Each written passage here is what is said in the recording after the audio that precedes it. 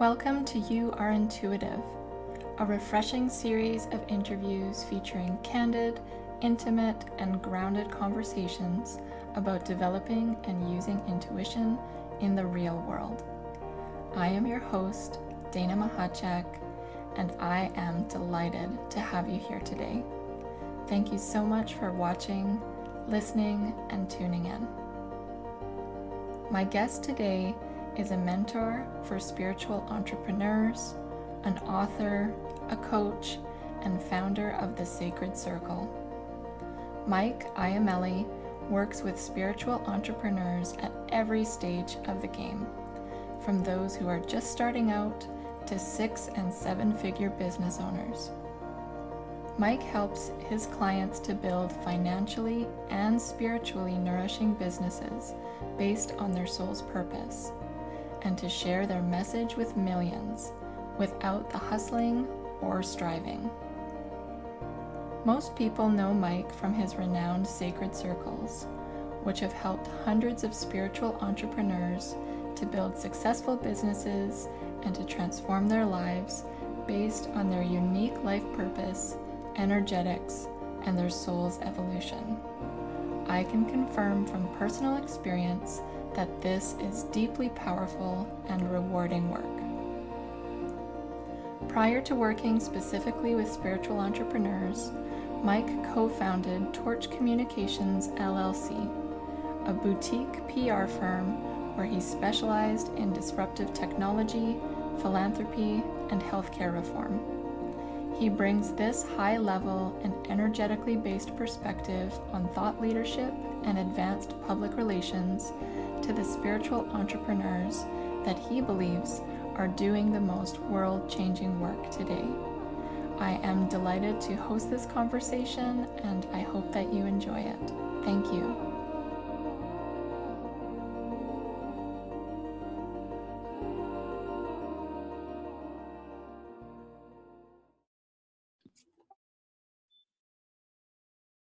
All right, welcome. Today I am here with my friend Mike. I'm so excited to speak with you. Mike literally blew my socks off completely unexpectedly with his intuitive and energetic gifts, and I'm so excited that I get to speak with you today and that all of you watching get to just bask in his beautiful energy and his beautiful perspective. So thanks so much for being here, Mike. Thanks so much for having me. There are few people who I feel like I could go into this really deep dive on intuition with, other than you. Thank you so much. I'm like chomping at the bit to dive in. And first of all, to get started, I just kind of wanted to point out the obvious. You are a man.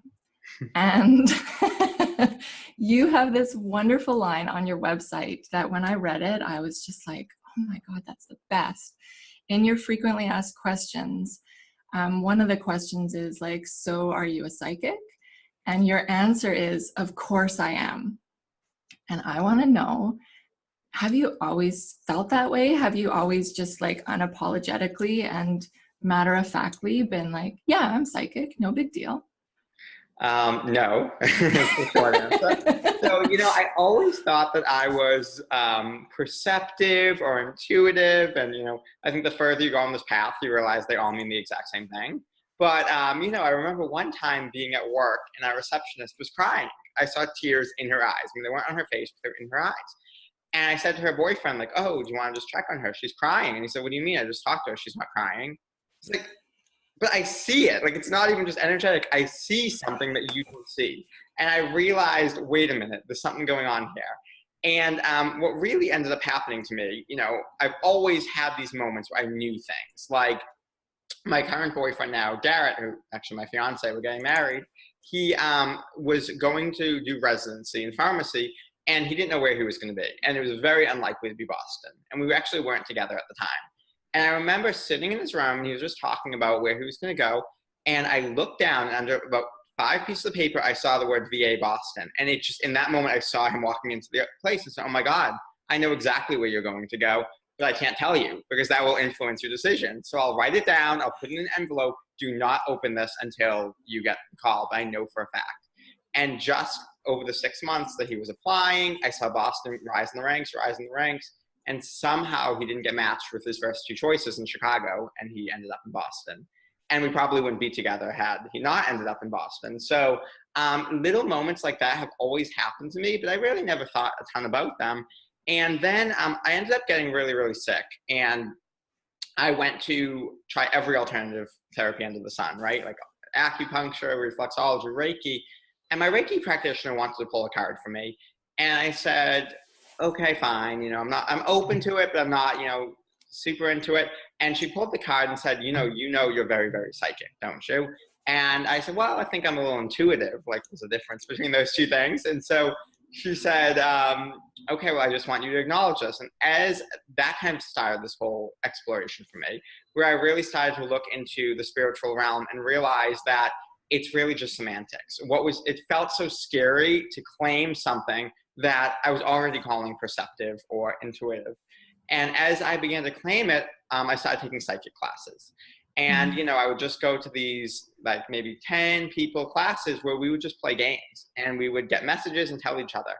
And I will never forget what my teacher said. Such great advice. She said, I don't teach intuition. I can't teach intuition because you are intuitive.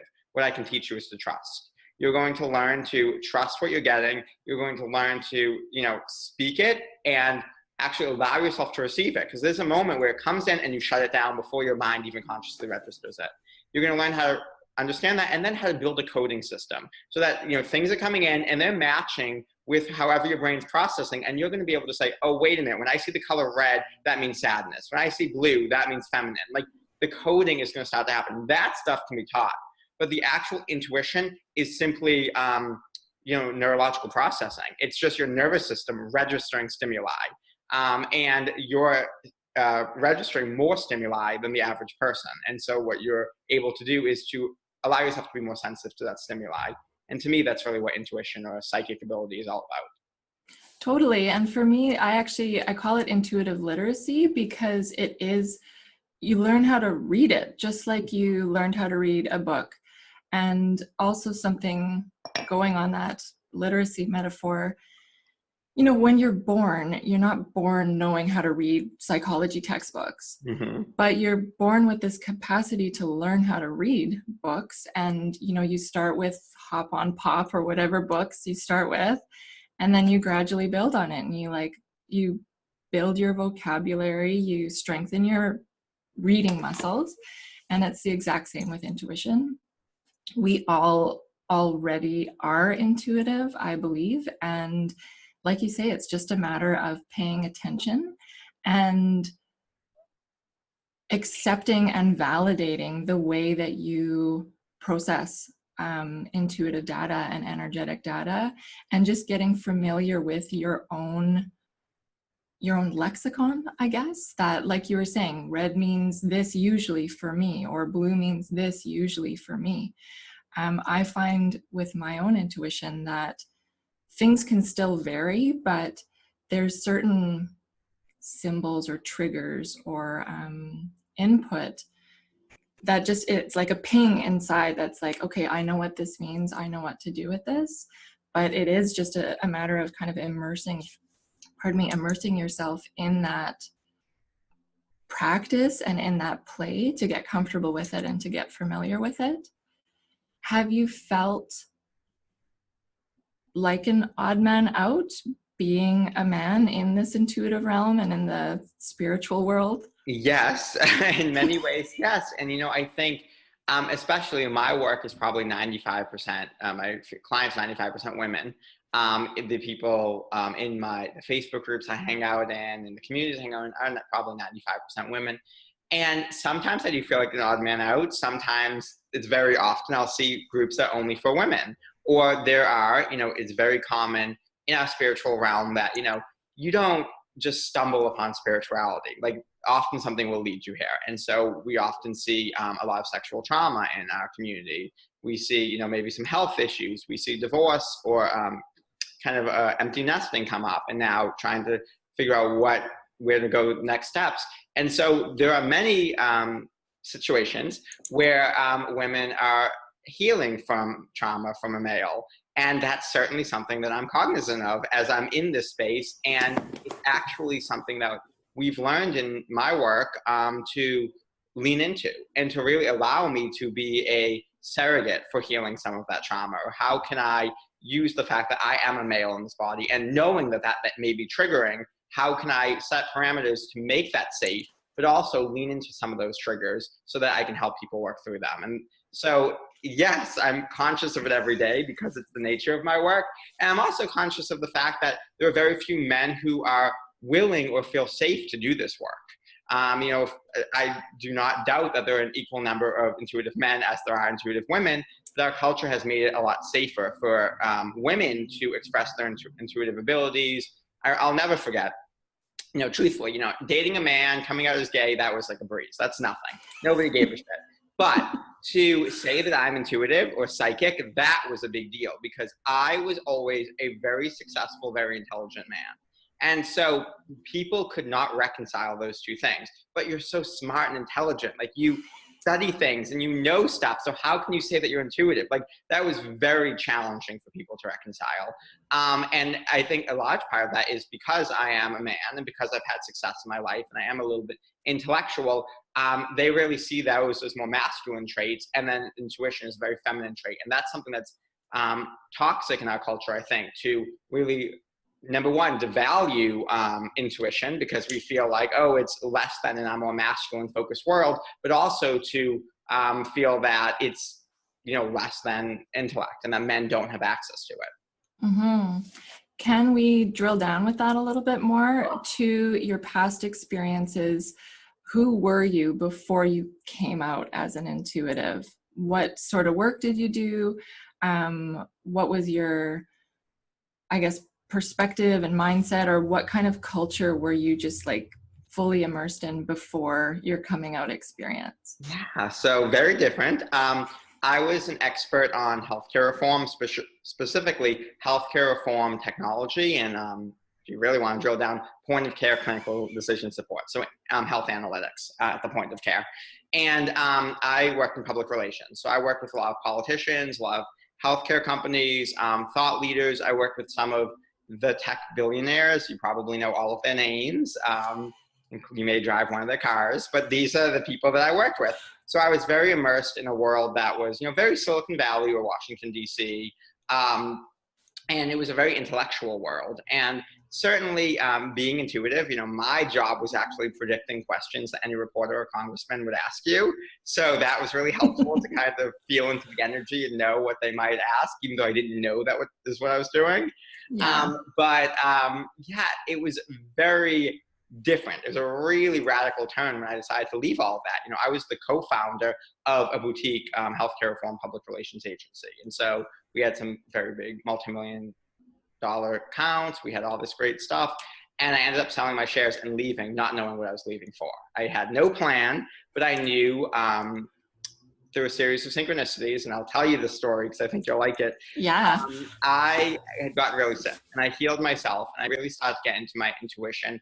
And, I think of intuition a lot like my body. Like, through being sick, I had to know my body and learn my body. And I had to learn, when I eat this, I can feel what makes me feel good or bad. So I was getting more and more sensitive. I was paying more attention.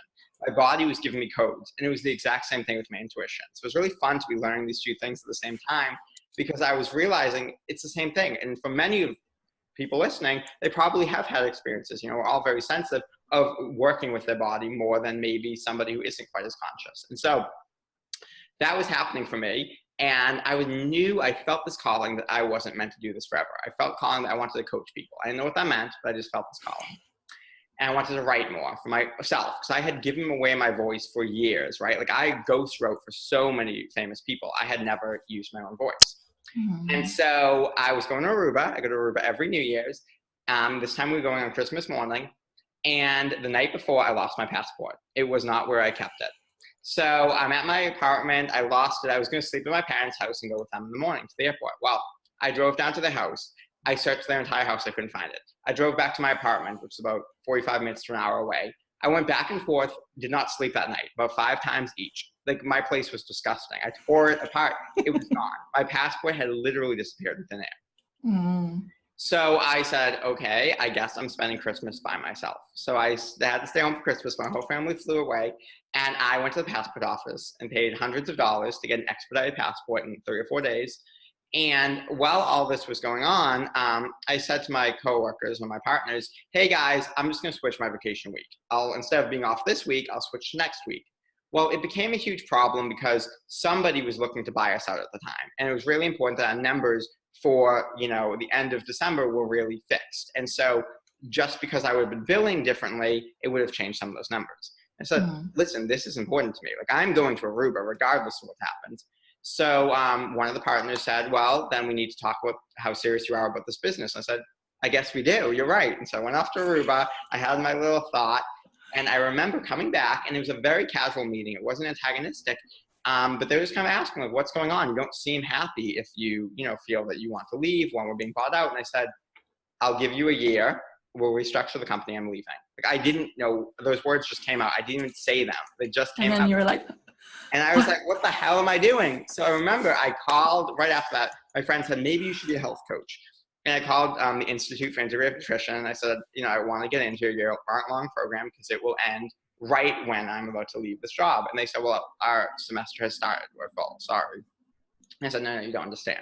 Let me tell you this whole story. So I told them, and they said, that's a very compelling story. Let's see what we can do. And so I did end up getting in. I was only about 2 weeks late. And then I started a 2-year herbal apprenticeship as well at the time. And that year was hell. I was working, full time, more than 40 hours a week, coming home, going to classes. Every weekend was filled with herbal apprenticeship. I mean, it was a crazy, crazy year. And of course, I was taking psychic classes in between. But that year ended, and I decided I'm going to start a business. And that was health coaching and herbalism, which quickly shifted to what I do now, which is helping spiritual entrepreneurs build businesses. But that whole story is so resonant to me because that passport, losing that passport led me to this. And it would never have happened that way. And had I not had some intuitive hit that this is all for me, I would have been freaking out a lot more than I did. But I kind of was able to surrender because I knew this is all happening for a reason. Like, this is totally out of the blue. And that was where intuition really served me there. Mm-hmm. And how did you start coming out as an intuitive? Like, who did you feel you had to tell, like, that you had to make this announcement to? And how did that go over? Yeah, in stages, of course. I think like any coming out, I think we're all coming out in different ways. And so in stages, but, I remember, I first told Garrett about it, and he was like, oh yeah, you're pretty intuitive. That's fine. Like, okay. Obvious, yeah. And, he's like, it's cool. You can do readings now. That's great. And, I told my mom, and my mom said, oh yeah, I kind of know, like, your grandmother was psychic. And I was like, what? Like, this is so, random. And my mom was also very psychic. She just doesn't always acknowledge it, but she's kind of, since I've come out years ago, she's kind of coming out more and more. And so, little by little, I would tell people, and I think that was one real challenge for me, why I had to leave the field of public relations is I didn't feel safe with, my clients or partners knowing all of this. And so I felt I had to make a clean break before I could really publicly say it to the internet and say it to the rest of the world. And I even remember for the first, year and a half or 2 years of my business, I was very judicious or selective in the language that I chose to use about being intuitive and psychic and energetics. And I remember the first time that I just came out, I was like, I'm a psychic. And I just wrote that post, which I think many of us go through that process of writing that post. But I wrote and that. You're like hovering your finger over the publish button. Exactly. Like, oh my God, what are people going to say? And certainly I lost some followers, which is totally fine. And I gained some, which is great. And so what I realize is I think coming out in general is always an internal job. It's always the self-acceptance aspect of it, because quite frankly, if somebody else isn't interested, then that's not a right fit. And that's totally, totally cool. And so I think that, it took me a few years, even working in this field, to really feel that I can talk about how I channel energies and how I talk to my guides and how I send activations and how all of my work is energetically activated. I mean, I think it took quite a while to get there. And so my advice for anybody who's kind of in that process is really to do the internal work and to come to accept it for yourself first and foremost, because I think we all, the collective is really a mirror to what we're feeling personally and vice versa. And I think we all still have some shame. We still feel that it's less than in some way, that our intuitive side is less than our intellectual. And our job as kind of blossoming intuitives is to begin to realize that it's another resource we have. And it's equally valuable to any other resource we have, and it should be honored as such. Definitely. And I found with my own, pardon me, with my own process of coming out as an intuitive, it was, I was so scared to, I came from a really religious background, and at first I was okay with like my friends knowing, or like new people in my business, or like if I was on like a Facebook group, it was fine there. But I was so worried about not my immediate family, but my extended family finding out that I was intuitive. And I was like almost trying to like keep it under wraps and keep a lid on it. And when they eventually did find out, I don't even think I told them directly, but it was like I had been expecting damnation and excommunication and all of that. And my grandma actually came to me for a reading. And that moment was so incredibly healing for me, because I was like, if my grandma not only like tolerates this about me, but appreciates it and really values it, I was just like, all these karmic threads were just like healing, old things being tied up and cords being cut. It was nothing like I expected it would be, or what like I feared it was going to be. But it's true that everybody's reactions, it just lets you know where you're still holding shame around it, or where you're still holding embarrassment or anxiety or any kind of discomfort around it. And as soon as you kind of just like sink into the obviousness of it and the matter of factness of like, yeah, I'm intuitive, or yeah, I'm a psychic, it's like everybody around you exhales too. And it's just like, yeah, that's cool. I'm so glad that you brought up this idea of karmic or ancestral healing in the process, because I think, it's a great Native American tradition that we heal, and you may have all heard it, for 7 generations back and 7 generations forward. And I think of that the work we're doing today, the personal work we're doing, is not just for ourselves. We are healing for our ancestors, our grandmother who wasn't safe to say that she was psychic, even if she felt that she was, all of those people backwards. And then our children, or our nieces and nephews, or our friends, or whoever is coming forward that is interacting with us. And even, if we don't feel we have any of those people, just a collective that we're working with, that, and I think in a very real way, I want to honor everyone who's listening right now, because what we're essentially saying is the buck stops here. I will no longer pass on the shame and trauma. I will no longer allow the world to feel unsafe for being who we are, because, so many people in the past have been unsafe, and I honor that.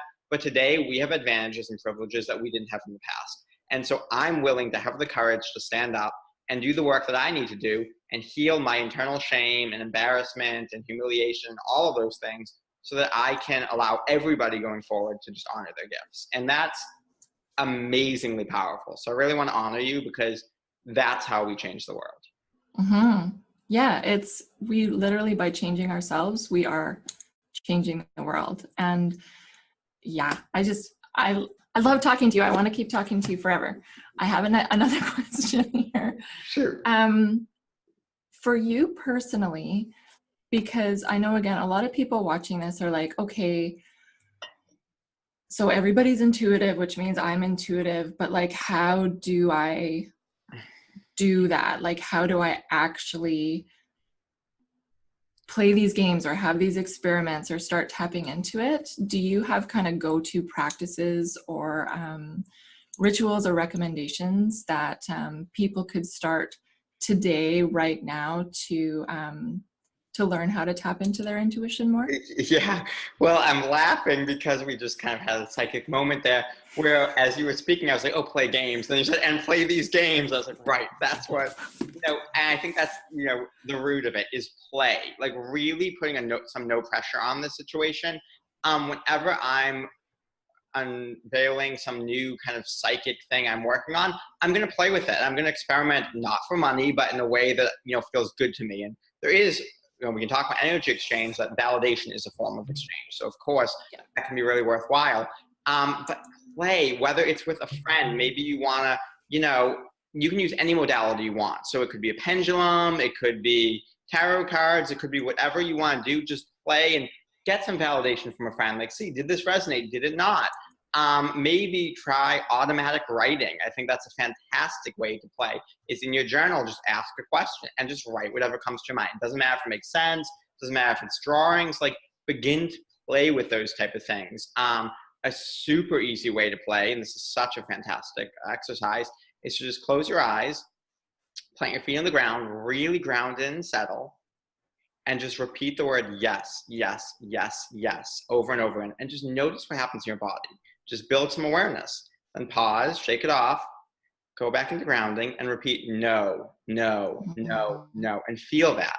And what you're doing is you're just creating a code or a language with bodies. And actually, I have a dog. I got a dog 2.5 weeks ago, and we've been training our dog. And as we're reading a lot of books on positive training, one of the first things to do is to create the language of yes and no. What means yes and what means no to a dog, just as I speak to my pendulum that way, right? The first thing I'm always going to do, because once we have that kind of binary formula, we can now start to build from there. But if I know this is a yes, this is a no, I can extrapolate and expand that in a million different directions. So I think one of the most useful things we can do is just start to notice, what does no feel like? And then we can start to use synonyms for no. Like not just no, but not a fit, or this is uncomfortable, and we can start to say, is there a subtle difference between those things? What's my body telling me? Again, this is a nervous system response, so we're just picking up on stimuli, and our body is giving us messages, and we just want to be aware of starting to create that literacy that you spoke about, so we can decode those messages. And that, I'm so glad you brought up these tuning into your body. That I read a book a couple years ago, I think, by Penny Pierce called Frequency, and she calls that truth signals, like asking your body what's a yes, what feels like truth, what feels like resonance, what feels like expansion and freedom, and what feels like no, what feels off, what doesn't feel in alignment. And what I love about these truth signals and about communicating with your body, I also come from a very academic background. So like my energy, I've trained myself, my energy has just been always up here. And even when I first started coming into intuition and understanding myself as an intuitive being, it was like my third eye and my crown chakra getting downloads. It was still very much like from the shoulders up, but tapping into your body as an intuitive instrument, as this like intuitive and energetic technology, you're really able to just ground yourself and get fully centered into your whole body as intuitive, not just here and not just here. And it's the simplest thing, almost so simple that you could like dismiss it or discredit it as like, oh yeah, like whatever. But when you really dive deeply in that, and when you really get curious and experiment and play more with that, it's actually really exciting when you're like, oh my God, my body told me this. And it was like, I understood it and I trust it. I trust my body. I trust myself. It's like the most elating feeling in the world when you're just like, yeah, my body communicates with me and I understand it and I can make decisions and choices based upon that. So thank you for bringing that one up. Well, you just activated so many pieces of this. That's what I love about you. You're such an activator. So there's a million things I want to say right now. One is you brought up such an important distinction that I think we all need to start talking about in the spiritual realm, which is there's this myth that is so pervasive that the third eye, maybe the crown, but especially the third eye, is the spiritual chakra. Like we only have this one, and to open up your psychic ability, you just need to open the third eye. That's all. We hear that hold everywhere. And, these chakras are energy centers. They're processing information all the time, and all of them are spiritual chakras. We are processing energy all throughout our body. And now they're processing different types of energy, so it's important that we build different relationships with each. But it's not just about the third eye. And as we continue believing that, we're all going to be stuck in our heads, which we already are. Exactly. So we get back down to our bodies, and our root can be a very spiritual chakra. Our sacral can be a very spiritual chakra, and it's important that we start to build that relationship. And then the second thing you said is you were bringing back this idea of trust, which we brought up so much, that you're developing trust, and that's really the name of the game here. Literally, when we're playing games, we're just trying to build trust because that's what language does. I've been studying a lot of linguistic theory, because that's me. When I'm training a dog, of course I want to know all this, and how language comes to be. And one reason that language is important is not to control your dog or tell it, it's wrong, but actually to build communication relationships so you can build trust in one another, so that you know what each other needs. And in the same way that I've been teaching my dog my language, I've also done a lot of research into wolves and dogs in the wild and how they communicate. And it's fascinating. I just got to tell you this. It's so amazing. If my dog is afraid, if he's very, very terrified, I'll get down low to eye level with him. I'll make him look me in the eye and I'll lick my lips. It's a sign of submission in the wild. And so when it's what they call a cutoff code or cutoff symbol, wolves will do that when play is getting too aggressive, to say, like, I'm done. This is too much for me. I'll do that to tell him this is safe. Like, I'm not bringing you into an unsafe situation. We can move forward. 99% of the time, he'll get up and start walking again. So it's really amazing to understand that, it is a two-way street. And with our intuition, it's the same thing. We're trying to order our intuition and say, hey, I don't like being tapped on the shoulder when you have somebody tap me over here or do this. We can tell it what we want as much as we're trying to interpret what it's telling us. And so that two-way stream of communication is actually building trust, which is what we're here to do. Mm-hmm. One of my other favorite games, intuitively, is I call it asking for signs, but in a really curious kind of like inside joke almost way. And one of my personal experiences with asking for signs, I didn't actually realize I was asking for a sign at the time, but I had been telling my friend, I was going shopping for a shirt, and I was like, I just want something that's really me, something that has my name written all over it. And literally like a block later, I saw a shirt. It was the ugliest shirt. It was like this blue kind of sweatshirt with yellow, nasty Comic Sans font. Dana, Dana, Dana in yellow on this blue shirt. And what I asked for, a shirt with my name written all over it. And I could just feel the energetic field or the universe just like jabbing me in the ribs, like, ha ha, good one. This is a funny joke. So I also like doing that, just asking for some sort of sign, and then not getting too caught up in like what the sign is or like what it means or like if it's correct or if I need to ask for 10 more signs, but just seeing what comes up and see if you can kind of develop this like an inside joke connection with energy and with the universe. I love that. And I love the sense of play that it's evoking. I think play is so important here.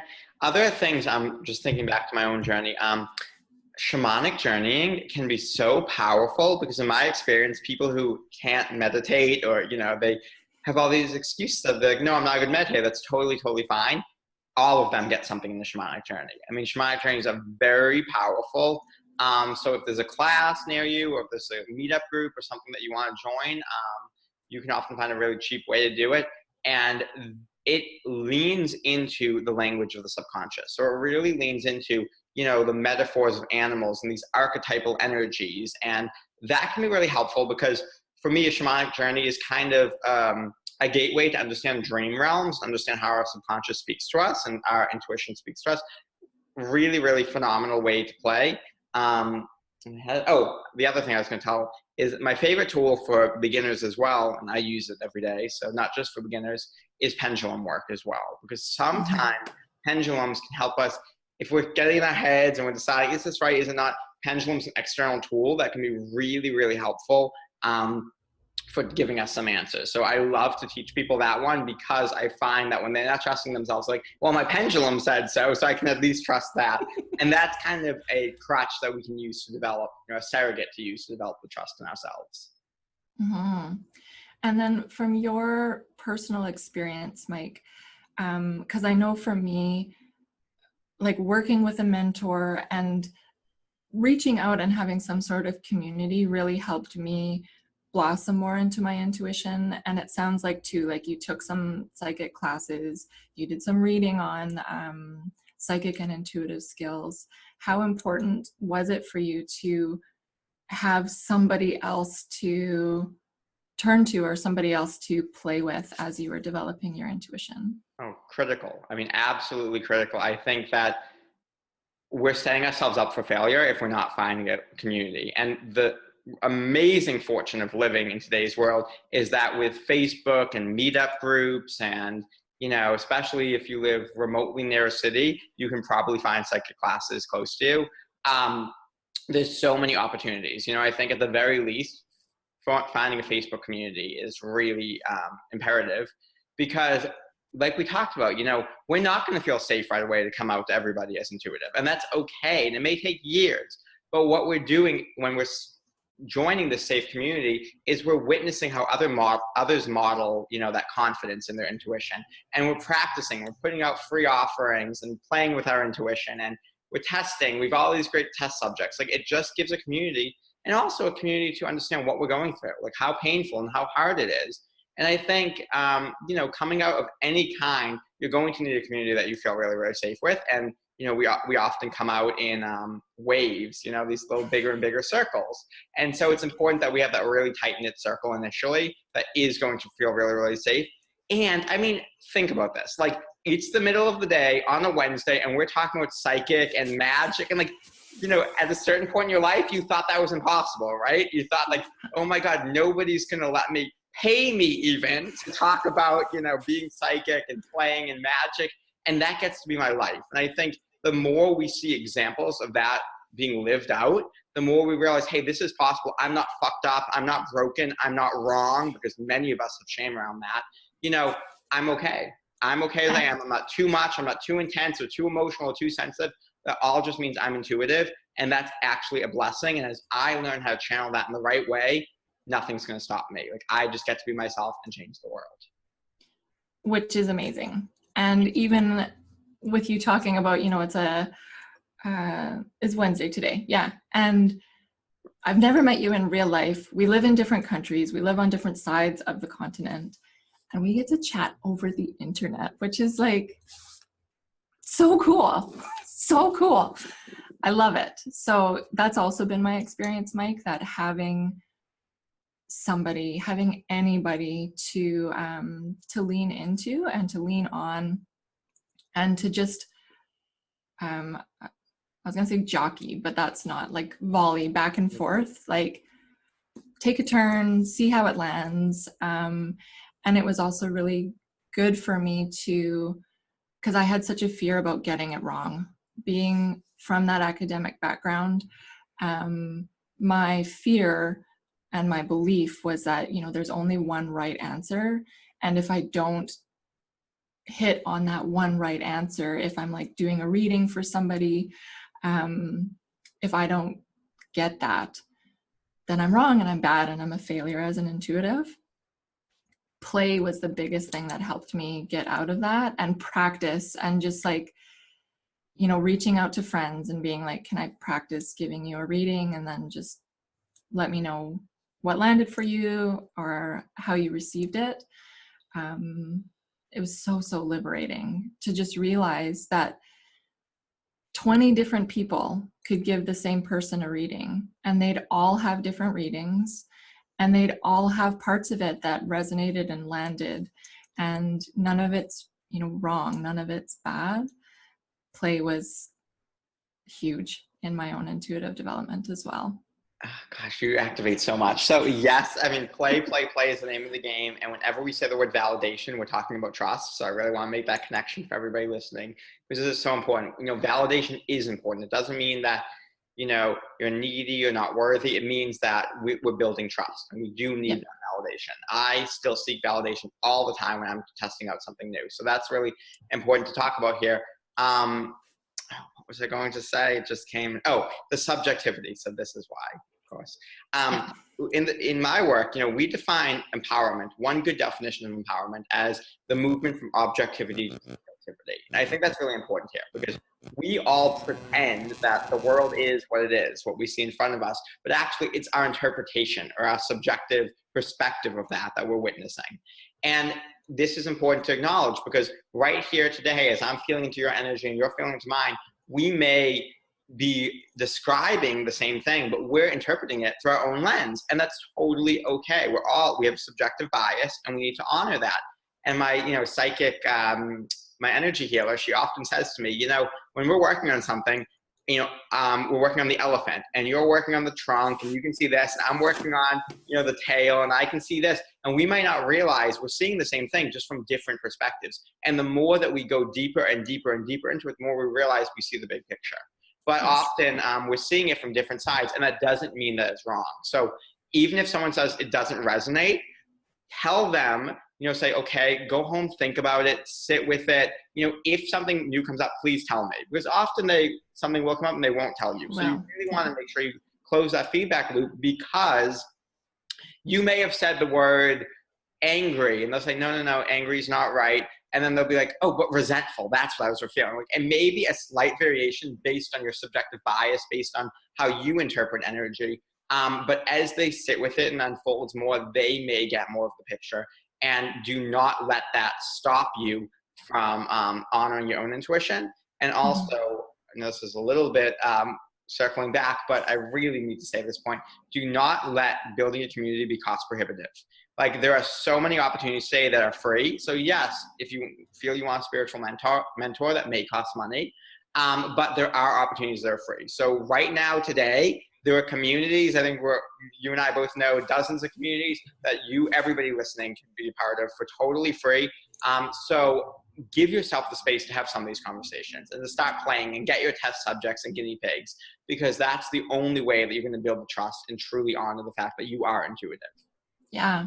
And one of the things that I always say to myself is the only way to trust yourself is by trusting yourself. Like you can't intellectually just decide up here that you're going to trust yourself. Like you actually have to do it. You have to actually trust yourself in order to trust yourself. And in order to be intuitive, you actually have to be intuitive, not just like intellectually understand what intuition is or how you could do it. In theory, it's like, it's all really grounded in practice and in actually doing the work. Oh, God, and the play. You're so good. So you're making me think. So, whenever I'll admit it, I can sometimes be a backseat driver. And when I'm in the car with my boyfriend, if, we're on the highway and a lot of people are merging and you're in traffic, and I see a car coming in too close, I try to not say anything, but I feel my body tense up, right? So even if I tell myself, relax, you're safe, my body will still tense up. That's because it's not just happening in this third eye chakra, right? Like our entire body, my root, like I can be an anal retentive person and my root can close up when I feel unsafe. That's a total, my dog, puts his tail between his legs when he's unsafe. Totally normal. So as you were saying, we need to use all those chakras. We need to fully embody it, right? It's not just enough to think about and intellectualize. We've got to bring it all the way down to the root. We've got to act it out in our everyday life, playing games where we're asking for signs, experimenting with people and playing. Like this is so important. I think so many of us, especially these days of the internet, we're basically floating heads, right? We try to intellectualize everything and that's all we do. In fact, I've never even seen your full body. I've only seen you maybe the waist up or chest up. So it's really important that we remember that we've got to be living, breathing humans with this intuition. It's not something we're just going to read books and think about, although that's really helpful. We want to get out there and we want to start experimenting and playing, because that's how we're going to build trust. We're not just thinking about trust, we're feeling it through every chakra all the way down to the root. And is there anything else, before we wrap up this interview, is there anything else that is like, I must share this before we stop recording it? Anything else that you'd like to mention or share with the people who will be watching these videos? So one thing I love to tell people, and it feels relevant to say today, so I'll say it, is that you never have to try to be yourself. If you're trying, it means you're being somebody else. And I think that's so important here, because so many of us have held so much shame, or we have been feeling like we're wrong, or we're broken, or we're fucked up, or something's, messed up here, and we're trying to be somebody else. We're putting on other hats. And the truth is, intuition, as we begin to trust ourselves, as we begin to lean more into it, it's just going to feel like us. We're just going to naturally feel like we live a life where, hey, we just get to show up and be ourselves and things feel right. And that's why intuition is going to lead us to, right? We are designed for truth. So our body gets strong and big when it's true, and it gets weak and cowers when there's falsity. And that means that the more that we can lean into intuition, the more life is going to feel like us. So I'll say it again, you never have to try to be yourself. If you're trying, it means you're being somebody else. Let's all make a life that feels easeful, fun, and intuitive. And that just, you saying that was like a bomb of warm oil in my solar plexus chakra. It was just like, yeah, that's so true. That feels really good to hear that and to recognize that. So thank you so much for sharing that. And if people want to learn more about what you do, if they want to take your amazing new quiz that I hated the answer to, but but only because it was true. Where can people find you online? Sure. So just MikeIamele.com. I know that's hard to spell, so hopefully we'll have a link somewhere. Yeah, we will. Yeah. You can get access to that, and that you take that quiz. It's super fun. It's free, and it's, like you said, shockingly accurate, sometimes in a triggering way. But there's an amazing video analysis report and workbook to go along with it to help you shift that block. And then we also have our sacred circles, which you'll get info for on there. They're fantastic, and we run them every 6 weeks. So there's always one coming up. And then are you also on social media where people can find you? Yeah, totally. So you can, on Facebook, I've got a page. I actually have a community. So if you are looking for a free community, I have a sacred entrepreneurship community. It is geared, I say, 75% towards people who do have their own businesses or want their own business. But there are still a lot of people there who don't yet know if they want their own business, and they're just exploring their gifts. And so that's a great community. And then I do write a blog every weekday. I know it sounds crazy, but every weekday, and I have a 5-minute video about it every weekday as well. And that's all on my page. So you can check all that out. I'm sure we'll link up this whole thing so you can get to it. We totally will. We will figure out the technology for that. Well, Mike, thank you. Thank you so much for having this conversation with me. It's just speaking with you always, like you say, it's activating, it's elevating. I'm like electrically charged, but also calm and content, and just being in your presence is a real gift. So thank you so much for being here. Thank you. Likewise, I can repeat all that back to you. And I think because I can feel your intuition, and you were like pulling things from me, and I was pulling things from you. And, I hope people, trust your intuition. If you were feeling that we were having communication separate from words, we were. So everybody listening, really know that that is on the horizon for you, and certainly something you can achieve soon. And just really quickly, I do also want to mention to people, this is literally the second time that I've ever real-time communicated with Mike over technology. Like, we've emailed and stuff, but this is only the second time. That's true. And it's all energy, right? It's all already in there. So if we can do it, you can too. Thank you again, Mike. Well, thank you so much. Awesome.